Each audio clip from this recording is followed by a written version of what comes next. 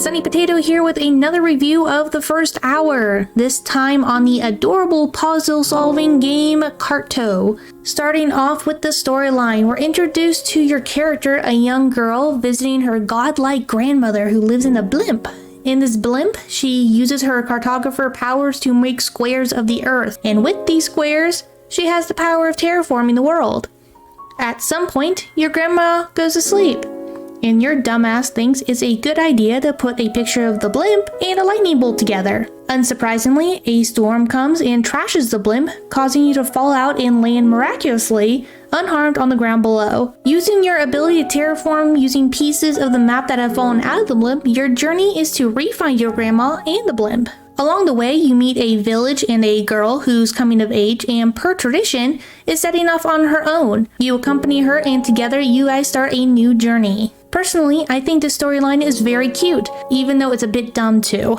This is a relaxing adventure game with a unique puzzle-solving progression style. Like a domino effect, you can't progress unless the other pieces are situated correctly. It really doesn't hold your hand and tell you exactly what to do. You gotta figure it out on your own through experimentation and off of the few hints you do get. The storyline gets a rating of 2 out of 5 stars due to the stupidity of your character. I'm just kidding, it gets 4 out of 5 stars. While it's not a wow factor, making me want to know exactly what's next, it's still an element of intrigue that has me asking where this journey's gonna take her. Next is gameplay. Carto uses a keyboard-only control style. This isn't bad actually. I know in another one of my reviews for Inkenfell, this was a bit of an issue at times. But Carto uses a different variety of keys to maneuver, and this version I like much better. In fact, there isn't much to the controls at all. Arrow keys to move, spacebar to interact, tab to go in and out of your map, W to put down newly acquired map pieces. That's it. Nice and simple, and your fingers don't get in each other's way. Additionally, the exploration and dialogue were easy to use and fun to interact with.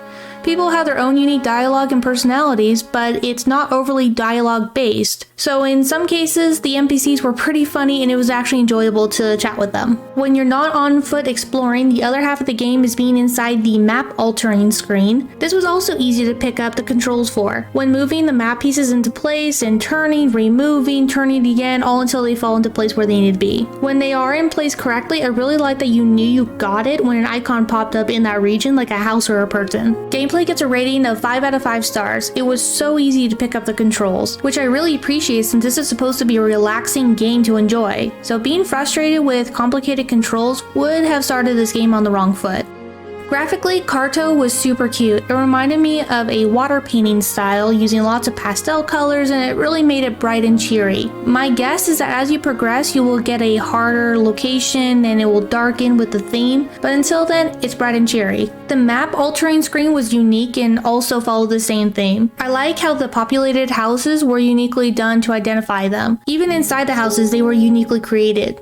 The people even more so, with their personalities, clothing, and body types. Graphics gets a rating of 5 out of 5 stars as well. I very much appreciate uniqueness when it comes to these games and find that the extra mile the artist went to for this game deserves that recognition. Fourth is sound. When you're out exploring, you mainly hear the ocean waves, running in the grass, and chat bubble dialogues, crickets, and other natural sounds.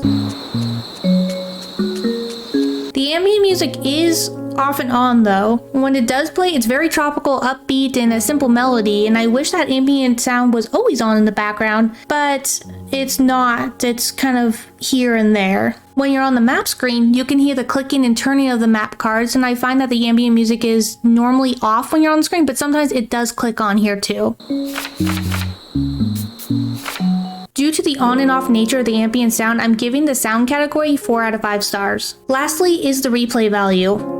I'm interested in continuing to play this game. While the storyline itself isn't necessarily drawing me in, the game style itself is super cute and relaxing. It gives me a chance to be creative and solve some puzzles without feeling rushed. There is immediate gratification when you get it correct and a sense of accomplishment that the NPC will give you when they can return home or find their sheep again. With this in mind, I'm giving the replay value a score of 4 out of 5. Since it's not giving me a I must play this now feeling, I'm bumping it down. I really do like this game, but but it's not something I will clear my calendar out for. Overall, I'm giving Carto a score of 4 out of 5 stars. It's super cute and relaxing. It's definitely got a chill factor kind of feeling to it. If you're into relaxing, challenging puzzles with a cute, upbeat theme, this is definitely the game for you. Carto can be found on Xbox Game Pass, PlayStation, Steam, and Switch for $20.